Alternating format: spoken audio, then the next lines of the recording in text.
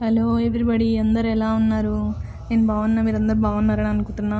తిరుపతికి వెళ్ళామన్నా కదా, తిరుపతి వరల్డ్గా అసలు దేవుడు ఉన్నాడు అని నమ్మకం ఎట్లా స్టార్ట్ అయిందంటే, యాక్చువల్గా నమ్మడమే స్టార్ట్ చేశాను ఒక 2-3 మంత్స్ నుంచి. ట్రైన్ టికెట్స్ దగ్గర నుంచి స్టార్ట్ అయింది. యాక్చువల్గా నమ్మిన తర్వాతనే ట్రైన్ టికెట్స్ స్టార్ట్ చేసిన అనమాట. చేస్తే ట్రైన్ టికెట్స్ వెయిటింగ్ లిస్ట్ వచ్చిందని చెప్పాను కదా. తర్వాత ఏమైంది, నెక్స్ట్ వేరే ప్రాబ్లం ఉంది పర్సనల్గా, అది క్లియర్ అయిపోతుందా అవ్వదా, దర్శనం వెళ్ళగలమా లేదా అనుకునే టైంలో అది అస్సలు అన్ఎక్స్పెక్టెడ్, అసలు టైంకి ఎప్పుడు అవ్వదు, అలాంటిది అది కూడా క్లియర్ అయిపోయింది. అక్కడ ఒకసారి ప్రూవ్ అయింది. నెక్స్ట్ మళ్ళీ మెయిన్ టికెట్స్ వెళ్ళాలంటే ఖచ్చితంగా టికెట్స్ ఉండాలి కదా ట్రైన్వి. సరే కన్ఫర్మ్ అవుతాయా లేదా అనుకుంటూ ఉన్నాం. ఒకవేళ కన్ఫర్మ్ అవ్వకపోతే ఏంటి, బస్ టికెట్స్ బుక్ చేసుకోవాలి అప్పటికప్పుడు. ట్రైన్ టికెట్స్ కానీ క్యాన్సిల్ అయిపోతే బస్ టికెట్స్ బుక్ చేసుకోవాలి. ఒకవేళ బస్ టికెట్స్ కానీ బుక్ అవ్వకపోయినా అయినా అది కూడా రిస్కే కదా. ట్రైన్ టికెట్స్ కానీ క్యాన్సిల్ అయిపోతే అప్పటికప్పుడు బస్ దొరకాలంటే, ఎందుకంటే బస్ మనకి 12:30కి ఆ రోజు నాకు తెలిసి కన్ఫర్మేషన్ ట్రైన్ బయలుదేరే 1-2 అవర్స్ ముందు వచ్చింది. యాక్చువల్గా 12కే రావాలి, ఈవినింగ్ 5-6కి ట్రైన్ అయితే చాలా డిలే వచ్చిందనమాట. అయితే ఏమైంది,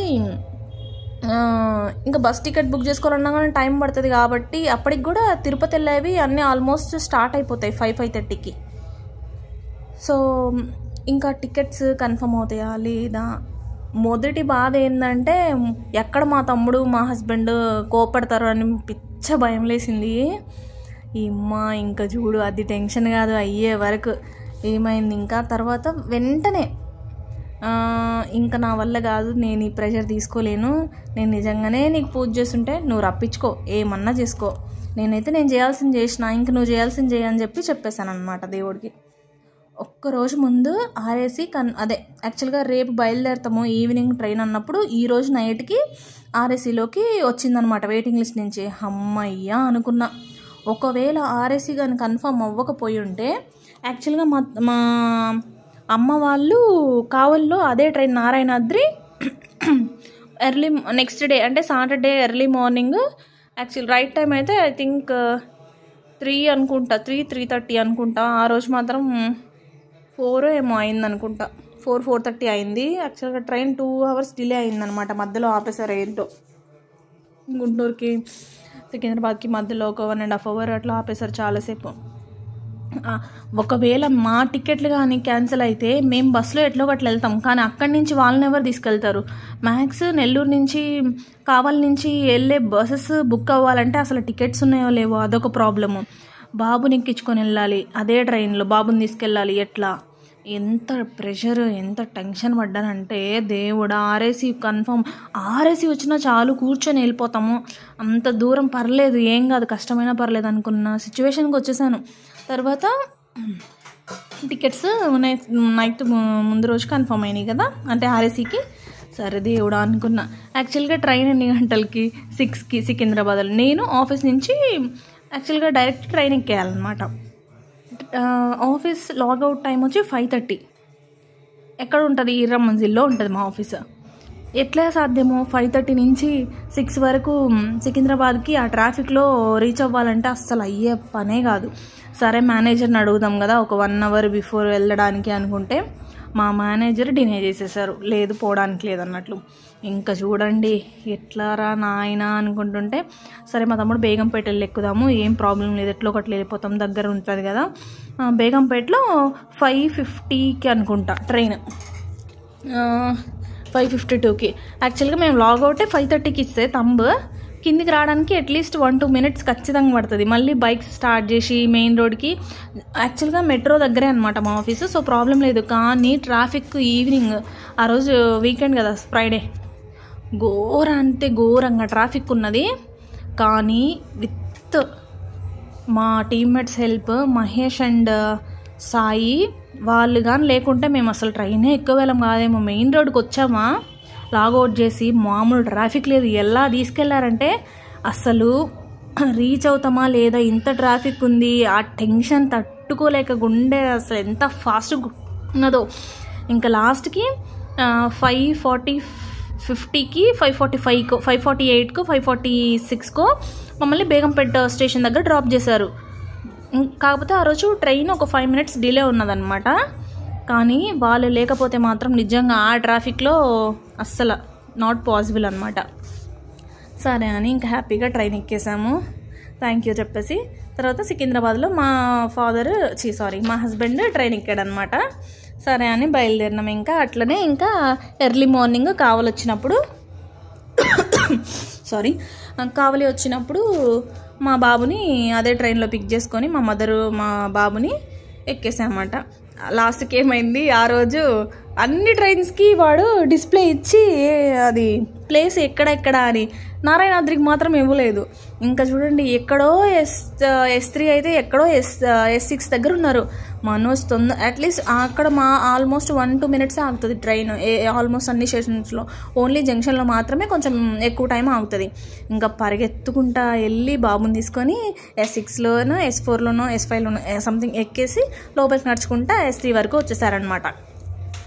సో అట్లా వాడు అస్సలు నిద్రపోలేదు, ఎక్కాడే. కానీ నాకేమో ఆర్ఏసీ కదా, యాక్చువల్గా మా బ్రదర్కి బెర్త్ ఇచ్చేశారు, మా హస్బెండ్కి మా ఇద్దరిదే కాబట్టి ఆయన చక్కగా పడుకొని నిద్రపోయాడు.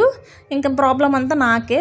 యాక్చువల్గా కరెక్ట్గా టీసీ ఏం చెప్పారు, ఒక 40 బెర్త్ ఖాళీగా ఉంది, కానీ వాళ్ళు ఎప్పుడు ఎక్కుతారో తెలియదు అన్నారు. కరెక్ట్గా ఆ బెర్త్ యాక్చువల్ ఖాళీగానే ఉంది, కానీ కూర్చోన్నారు కదా, మిడిల్ బెర్త్ కదా, ఎందుకు డిస్టర్బ్ చేయాలి అని చెప్పి 11:30 వరకు వెయిట్ చేసే వాళ్ళు లేస్తారేమో, వాళ్ళు వేయలేదు. ఇక లాస్ట్కి వెళ్ళి అడిగా, వెళ్ళి అట్లా పడుకున్నానో లేదో వెంటనే తెనాలిలో అనుకుంటా వాళ్ళు ఎక్కేశారు.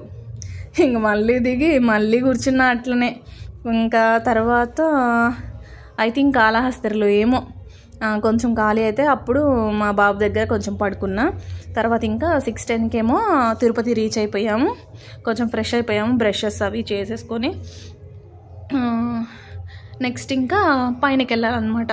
యాక్చువల్గా మా మామయ్య కొడుకు మాకు రూమ్ బుక్ చేయలేదన్నమాట టికెట్స్ బుక్ చేసినప్పుడు, అదొక ప్రాబ్లం. సో మా మామయ్య కొడుకు అక్కడ వర్క్ చేస్తారు, సో ఆయన ఇచ్చారనమాట, ప్రవీణ్ అని. లెటర్ ఇస్తే తర్వాత ఏమైంది, అది తీసుకొని ఇంకా పైకి బయలుదేరాం. అస్సలు ఎంత హ్యాపీనెస్ తెలుసా, పైనకి వెళ్తుంటే నేను తిరుపతి వచ్చాను, నేను ఇంకా చూడబోతున్నా, అసలు ఆ వైబే వేరు. తిరుపతి అనగానే యాక్చువల్గా మా నాన్న వాళ్ళకి నరసింహస్వామి అనమాట. కానీ నాకు వీళ్ళు ఎందుకు వెంకటేశ్వర స్వామిని తిరుపతి వెళ్ళే వాళ్ళం కదా, మేము మాలకొండ వెళ్తాం అనమాట. నా మ్యారేజ్ అంటే మా అమ్మ వాళ్ళకి మాలకొండ నరసింహస్వామి. కానీ వీళ్ళు ఎందుకు మా మామయ్య వాళ్ళకి, మా మేనమామ వాళ్ళు తిరుపతి వెళ్ళేవాళ్ళు, వాళ్ళకి వెంకటేశ్వర స్వామిని. చిన్నప్పటి నుంచి కోరిక అనమాట, ఎందుకు వెంకటేశ్వర స్వామికి మనం లేము, ఓన్లీ నరసింహస్వామి దగ్గరికి పోతాం మనం.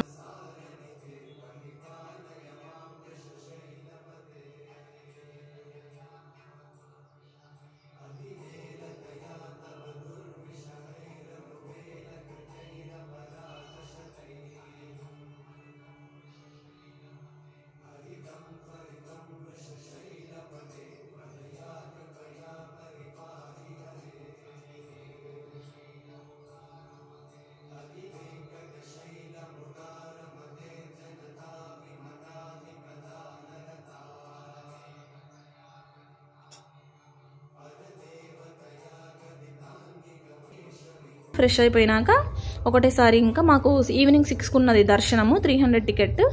తర్వాత ఇంకా మేము 1కి వెళ్ళిపోయాము కదా రూమ్కి, స్నానం చేసేసుకొని ఫ్రెష్ అయిపోయి మొత్తం ఇంకా రెడీ అయిపోయి కిందికి వచ్చేలేకి 3 అయిందనమాట. అంటే దర్శనానికి స్టార్ట్ అవ్వడానికి 3 అయింది. సరే లాస్ట్ టైం మా అబ్బాయికి పుట్టు వెంట్రుకలు తీయడానికి వెళ్ళినప్పుడు మాకు తెలియదు అనమాట, వరహాల స్వామి దగ్గరికి వెళ్ళాలంట. ఫస్ట్ వెంకటేశ్వర స్వామి వరం ఇచ్చారంట, ఏమని, ఎవరైతే ఫస్ట్ నా దగ్గరికి వస్తారో మొదట నీ దగ్గరకు వచ్చి నీ దర్శనం చేసుకున్నాక నా దగ్గరికి వస్తారు అని వరహాల స్వామికి వరం ఇచ్చారు.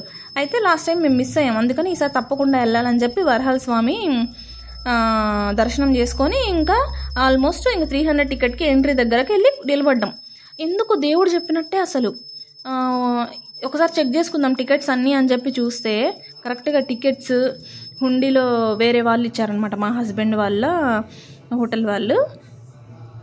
ఆ అమౌంట్ టికెట్స్ అన్నీ మర్చిపోయి ఉన్నాయి. కానీ నాకు తెలిసింది ఏంటంటే నేను ఖచ్చితంగా టికెట్స్ పెట్టుకున్నా, కానీ అదేదో మాయలాగా ఓన్లీ ఆ ఉండి డబ్బులు నావి కదా, నీ దగ్గర ఎందుకు ఉంచుకుంటామనో ఏమో, మాయం చేశాడా లేకపోతే నా డబ్బులు నాకే చెందాలి అనుకున్నాడా. కరెక్ట్గా ఎంట్రీ దగ్గరకు వెళ్ళి చూసుకుంటే లేవు. ఇంకా నేను మా హస్బెండ్ మళ్ళీ వాళ్ళని అక్కడే ఉంచి మా బాబుని మా మదర్ని వాళ్ళని మళ్ళీ వెనక్కి వెళ్ళి టికెట్స్ తీసుకొని మళ్ళీ ఇంకా దర్శనానికి స్టార్ట్ అయ్యాం. హడావిడి కరెక్ట్గా ఎంటర్ అయ్యేలోపు 4:30 అయింది. ఇంకా ఒక మొత్తం 3 hours ఏమో, 4 hours పట్టింది మ్యాక్స్ కంప్లీట్ అవ్వడానికి. మామూలుగా లేదండి అస్సలు. అసలు అది వేరు, నేను చెప్పడానికి కూడా నాకు రావట్లేదు. అంత ఆహ్లాదకరంగా, అంత హ్యాపీనెస్, అంత డివోషనల్, అంత అయిపోతాం మనం అక్కడికి వెళ్ళంగానే. అసలు వన్స్ దర్శనము స్టార్ట్ అయింది, నేను ఆయన్ని చూసి కళ్ళలో నుంచి, నేను ఎప్పుడు అనుకోలేదన్నమాట దేవుణ్ణి చూస్తే మనకి ఏడుపు వస్తుందా అని అసలు ఫీల్ అవ్వలేదు నేను. అస్సలు ఫస్ట్ టైం, మీరు నమ్మరు, నేను ఏడ్చేసాను. నాకే ఆశ్చర్యం అనిపించింది. నేను వచ్చాను ఆయన, అసలు కళ్ళల్లోంచి నీళ్ళు పడిపోతున్నాయి చూసి. అసలు ఏడ్చేస్తున్నా, దేవుడికి నా దండం పెట్టుకుంటా. అసలు నేను ఏం మొక్కను కూడా మొక్కలేదు. ఆయన చూసి నేను అంత పరవశించిపోయా. అసలు నా వల్ల కాలేదు, ఆయన చూడడమే సరిపోయింది. నేను ఏమీ చెప్పలేదు, ఏమీ చేయలేదు ఆయనతో. అసలు నిన్ను చూసానా నేను, ఇక్కడ దాకా నన్ను ఎంత రప్పించుకున్నావా, ఇంత అయిందా. అసలు దేవుడికి ఎంత థ్యాంక్ యూ చెప్పినా తక్కువేనండి. ఆయన వింటూనే ఉంటారంట ప్రతిదీ. మనం ఎంత చెప్పు ఆయన వింటూనే ఉంటారంట. ఏడుకొండల స్వామి